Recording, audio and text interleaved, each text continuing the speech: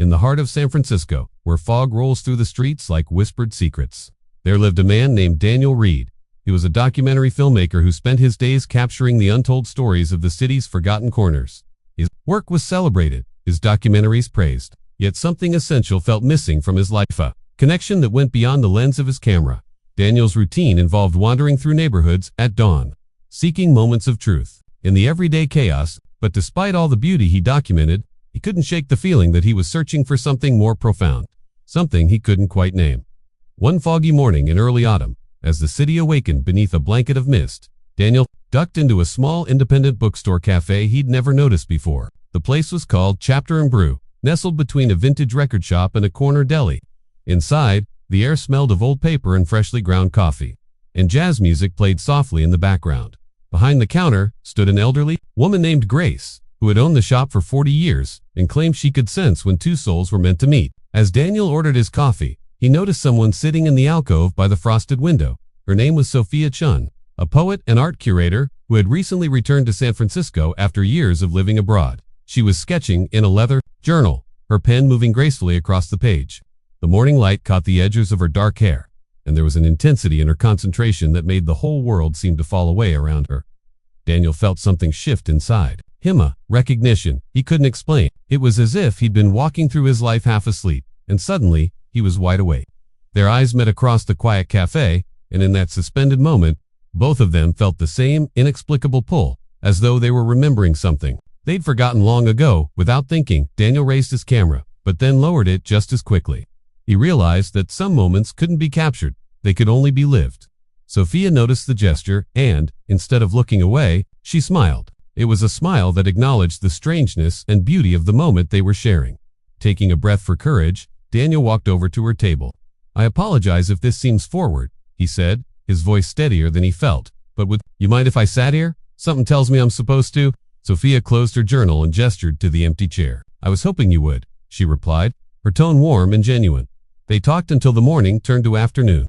Speaking with the ease of old friends, reuniting after years apart, Daniel learned that Sophia had spent the last 5 years documenting traditional art forms across Asia, and she was now working on an exhibition that explored how cities hold memory in their architecture and streets. Sophia discovered that Daniel's documentaries focused on the hidden communities within urban spaces, the people whose stories rarely made headlines. As the weeks unfolded, they began exploring the city together. Daniel would film while Sophia sketched, each of them capturing San Francisco through their unique vision. They visited abandoned theaters, walked along forgotten piers, and discovered murals hidden in alleyways. Every location became a piece of their growing story. One afternoon, Daniel took Sophia to an old Victorian house in Pacific Heights that was scheduled for demolition. He had received permission to document it before it disappeared. As they walked through the empty rooms, sunlight streaming through cracked windows, they found a collection of letters in the attic correspondence between two artists who had lived there in the 1920s. The letters told of a love that flourished against the backdrop of societal expectations and personal sacrifice. The couple had chosen art and each other over conventional paths, creating a life that was entirely their own. Reading those letters, Sophia felt inspired.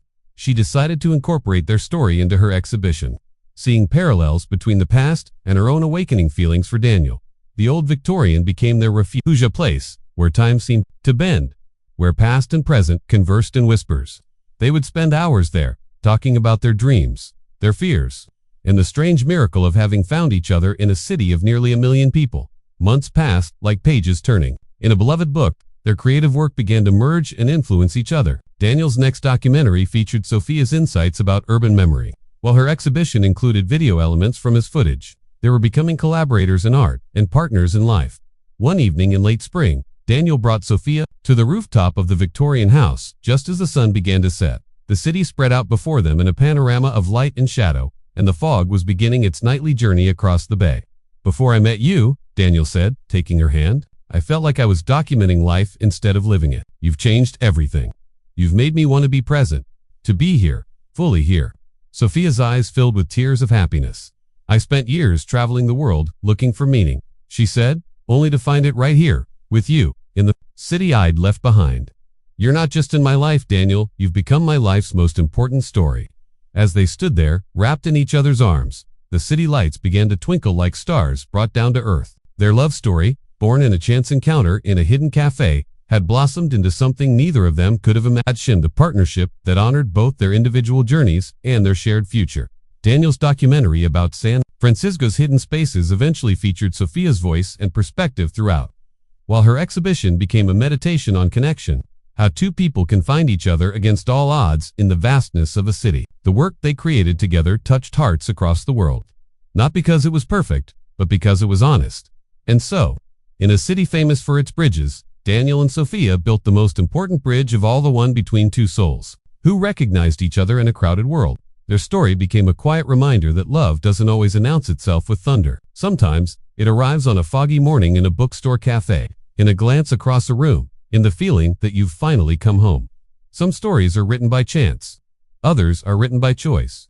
But the most beautiful ones are written by both, when chance brings two people together and choice keeps them there, creating something that neither could have created alone. The end.